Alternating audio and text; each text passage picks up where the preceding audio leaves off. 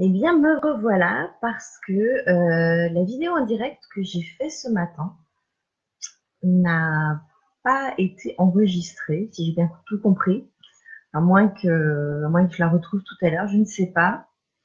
En fait, Laurent Guillaume, je suis ravie que tu participes parce que tu étais là ce matin, tu as assisté à ma vidéo en direct, donc elle a bien existé, sauf que je la retrouve pas sur Facebook. Si l'un de vous la retrouve, ça serait super gentil de taguer mon nom dans les commentaires pour que je puisse la retrouver parce que visiblement, elle n'existe plus sur Facebook. Donc, je vous ai parlé pendant une demi-heure pas pour rien, c'est pour ceux qui étaient là, du coup, j'espère que ça vous a apporté quelque chose, mais pour les autres, du coup, je peux pas la partager. Hello Malo, hello Alexandrina. Donc, voilà, pour ceux qui étaient là tout à l'heure, Laurent, si vous retrouvez ma vidéo sur Facebook, merci de me taguer pour que je la récupère, ça m'arrangerait. Et bon, du coup, pour le cas où je ne la retrouve pas, on va la refaire. Donc, ce ne sera pas la même, parce que je ne suis pas capable de faire 2 fois la même chose, je préfère vous le dire tout de suite. On va, tu confirmes Laurent, ouais. On va reparler donc des rituels et du haut potentiel. Puisque donc la question avait été posée, à savoir, est-ce que rituel et haut potentiel font bon ménage? Donc je vais tenter d'y répondre une nouvelle fois. Je vais me répéter pour ceux qui étaient là tout à l'heure, et puis sinon je recommence. En réalité, par expérience, encore une fois, je pense que en bon haut potentiel, on a effectivement besoin d'un certain nombre de rituels, parce qu'on a besoin de cadres et qu'on a besoin d'une certaine structure quand même pour pas partir trop en live. Pour autant, justement, en bon haut potentiel aussi, c'est mieux de ne pas en abuser. C'est-à-dire que l'essentiel, ça va être d'expérimenter les ritualisations que l'on décide d'appliquer dans notre vie. Ça va être aussi de savoir si on peut y donner du sens, encore une fois, j'ai l'impression de répéter, donc c'est normal, soit du sens immédiat, je fais ça parce que ça a du sens immédiatement, soit je fais ça parce que ça me sert à quelque chose. Ça sert à donner du sens sur autre chose. Ce matin, donc je le répète, je donnais l'exemple, lorsque je vais ranger les jouets de Maë le soir avant de me coucher. Sur le moment, honnêtement, il n'y a pas beaucoup de sens parce que j'y prends aucun plaisir, je vois pas vraiment l'intérêt, etc.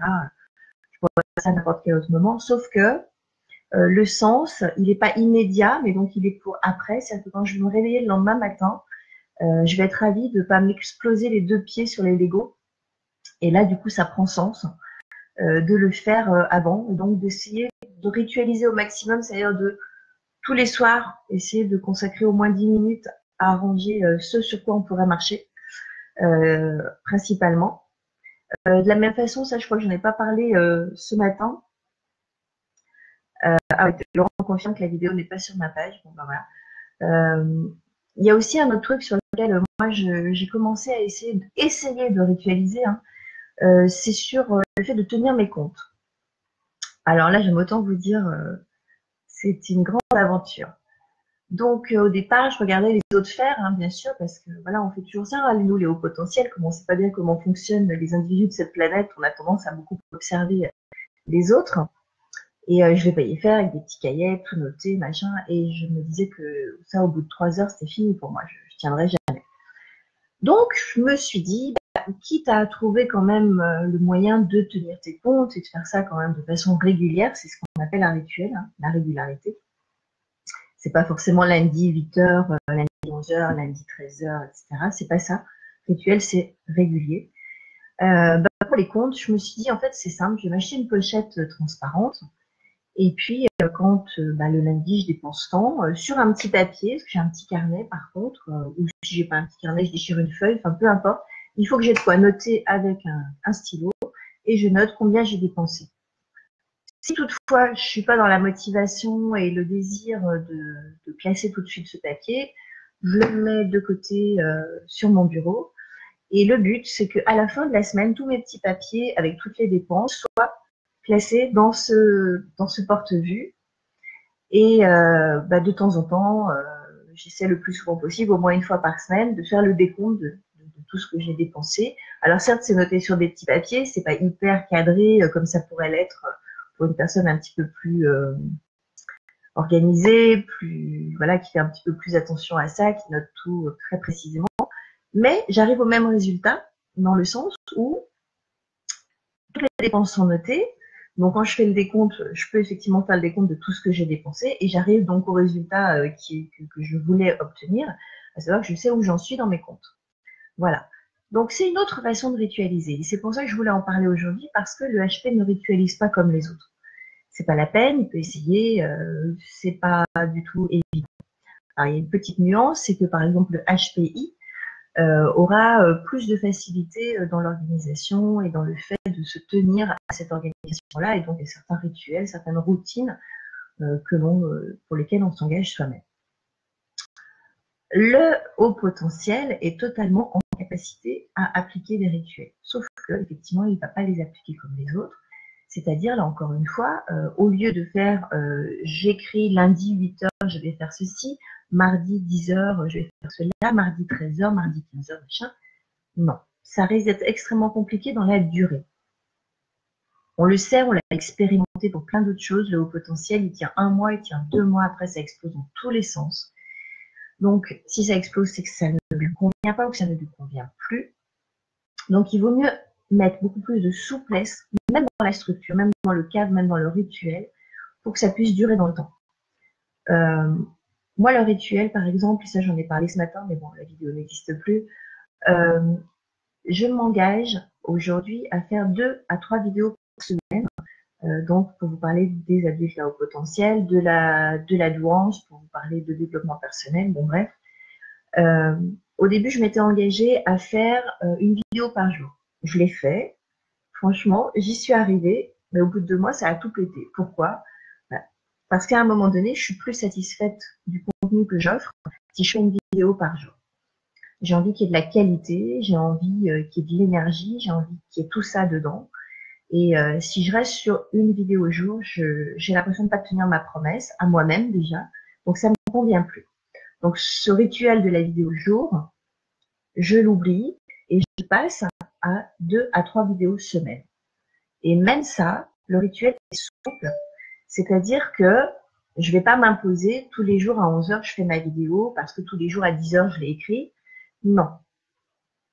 J'ai décidé qu'à la fin de la semaine, il fallait que j'ai produit 2 à 3 vidéos. Et ça sera fait. Et ça, c'est une façon de ritualiser aussi. Ça semble un peu loin du rituel, parce que le rituel, dans l'esprit de la plupart des gens, c'est quelque chose d'extrêmement carré, d'extrêmement cadré.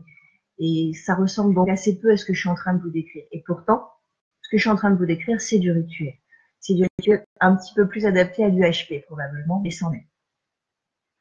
Donc c'est très important de pouvoir savoir pourquoi vous le faites, est-ce que ça vous apporte quelque chose, et surtout dans quelle mesure vous êtes en capacité à le faire, c'est-à-dire rituel, régularité, dans quelle mesure vous êtes capable à rester régulier, régulière dans cette tâche, dans cette activité, dans ce que vous avez programmé. Alors, je vois pas les commentaires, bon, tant pis, on va s'y faire. Donc vraiment, c'est ça qui est important, d'intégrer, de valider que le haut potentiel ne va pas ritualiser de la même façon qu'un normal pensant. Mais c'est pas grave. Ce qui est important, c'est de savoir qu'on a besoin de certains rituels parce qu'on a besoin de cadre, qu'on va les adapter malgré tout à notre personnalité, à notre mode de fonctionnement. Que si par exemple on décide, et ça, moi je sais que je le fais, et même si je le fais parfois pas, je le fais le plus souvent possible. Mon coach nous fait une vidéo en direct tous les matins à 6h30. C'est tôt. Logiquement, je me lève très tôt, donc ça pose pas de problème. Le rituel de cette vidéo à 6h30, logiquement, n'apporte pas de problématique dans ma vie. Sauf que si je suis très fatiguée et que je la loupe, je peux la regarder en replay. On va dire, c'est pas un rituel obligatoire. Après, tu peux la revoir, cette vidéo. Oui. Sauf Sauf que, c'est souvent que je vous dis sauf que, hein, en bon haut potentiel, le replay, je vais pas le regarder. J'ai pas envie. J'ai pas envie parce qu'en réalité, ce qui me met en haute énergie, ce qui me donne envie, justement, de regarder cette vidéo, c'est justement parce qu'elle est en direct. C'est parce que je vais pouvoir interagir. C'est parce qu'il va se passer un truc. Là, ça me fait vibrer. Là, ça me donne envie d'y être. Le replay, ça me motive plus. Je sais que le contenu est pourtant là. Je sais que je vais pouvoir lire les commentaires en temps réel, que je vais pouvoir participer, que je vais apprendre des trucs qui m'intéressent vraiment. Mais l'énergie, l'envie disparaît, ça me nuise vraiment énormément si je peux pas le faire en direct. D'où l'intérêt pour moi de conserver ce rituel de vidéo. Donc, évidemment, me lever à 6 heures pour assister à cette vidéo, ça fait pas forcément sens de se lever à 6 heures pour regarder une vidéo qu'on pourrait revoir plus tard. Mais pour moi, ça a du sens parce que ce qui est important pour moi, le sens que je donne donc à cette action, c'est que j'ai besoin de voir cette vidéo en direct. J'ai besoin de savoir que je peux interagir, que je participe en fait. Parce que sinon, je ne vois pas l'intérêt. On a par exemple également des audios qu'on peut écouter, je ne sais plus à combien on en est sur un des programmes, on va être, je ne sais pas, peut-être au 47 ou 48e. Moi, j'ai dû écouter 12 audios pour l'instant. Et encore, je ne suis pas sûre de les avoir tous écoutés en entier. Donc, il y a des rituels comme ça qu'on a choisi d'avoir dans notre vie, et puis on se rend compte que c'est pas adapté en fait à qui on est. Et là intervient quelque chose d'extrêmement important, c'est la culpabilité. Je n'arrive pas à tenir ces rituels, je n'arrive pas à tenir cette routine, je suis donc coupable, je n'y arriverai pas, voilà, les autres ils y arrivent, ils en sont d'ailleurs à au 47e audio, et moi je tiens même pas la route sur 12, gna gna gna gna gna gna. Et ça, le HP connaît bien la culpabilité. Le problème, c'est que la culpabilité chez le haut potentiel, c'est comme si vous prenez votre pied, puis vous appuyez d'un seul coup comme ça sur une pédale de frein. Ah, terminé. Il n'y a plus rien qui va bouger. Peut-être même vous allez reculer. Il faut surtout parvenir à se détacher de cette culpabilité. Ça sert à rien d'abord, à part à ce que vous vous sentiez assez mal en fait. Et puis surtout, c'est pour ça que je parle des rituels et c'est pour ça que je parle de mon mode de fonctionnement à moi pour vous faire comprendre. C'est pas grave si vous n'avancez pas au même rythme que les autres. C'est pas grave si vous n'arrivez pas à tenir certains rituels, certaines routines. Peut-être tout simplement que ces rituels et ces routines sont adaptés à d'autres et pas à vous. Et puis peut-être que tout ce que vous aviez à faire, au lieu de le faire vous en 15 jours, vous allez le faire en 3 mois. Il est où le problème? Et puis peut-être que ça se passera même pas comme ça. Parce que, encore une fois, le haut potentiel, il a des capacités incroyables. C'est-à-dire que, notamment, il a une capacité quand même de travail lorsque il est motivé, impliqué, passionné, voilà,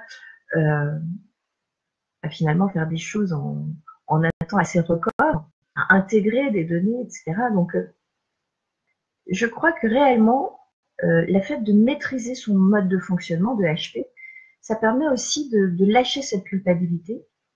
Ça permet aussi d'accepter que oui, on peut désirer avoir une certaine structure, un cadre, mais qu'il sera forcément adapté à qui on est. Ça ne pourra pas être le cadre du normopensant. C'est pas la peine, c'est pas possible. Génétiquement, faut être modifié. Donc, c'est pas possible. Hello Anna, hello Mallory. Donc, voilà, c'est vraiment important d'entendre ces deux choses. Les rituels, oui, c'est possible pour un haut potentiel d'intégrer donc des rituels dans notre vie. Par contre, il y a une vraie nécessité à expérimenter ces rituels, à voir si dans le temps ça fonctionne, comment ça fonctionne, est-ce qu'on doit les adapter, est-ce qu'on doit y mettre de la souplesse, encore une fois, comme moi je peux faire, c'est-à-dire que je ne mets pas des rituels heure par heure, mais plutôt je décide qu'à la fin de la semaine, je dois avoir fait tout ce que j'avais programmé. Et là, c'est une autre façon de ritualiser. Important évidemment de donner du sens, même si ça n'a pas un sens immédiat, mais ça a un sens pour après. Ça me sert à, voilà. Quand je range les jouets de Maë, ça n'a pas un sens immédiat, ça a le sens pour après, pas se prendre des Legos sous les pieds, d'accord? Et ainsi de suite. Donc c'est vraiment ça. Le rituel du HP doit forcément être différent du rituel du normopensant.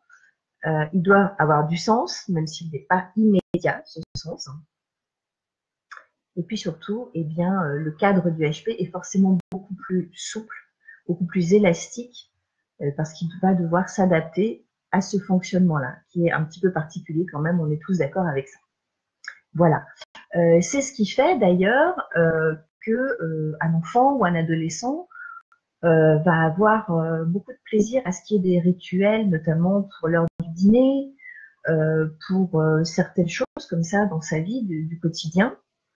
Et par contre, va pas du tout apprécier les rituels à l'école, les choses comme ça. Voilà, c'est vraiment important de parler des rituels chez le haut potentiel parce que dès l'enfance, de toute façon, on s'aperçoit que on a besoin un petit peu de ça, mais on peut pas ritualiser toute une journée, on peut pas ritualiser toute notre vie. Ça fonctionne pas avec qui on est.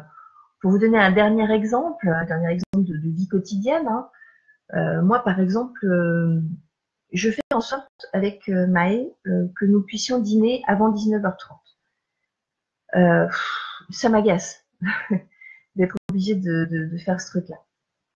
Il y a un sens qui n'est pas immédiat, mais qui arrive tout de suite derrière. C'est-à-dire que si on a dîné à 19h30, Maë a le temps de regarder un petit dessin animé avant de se coucher.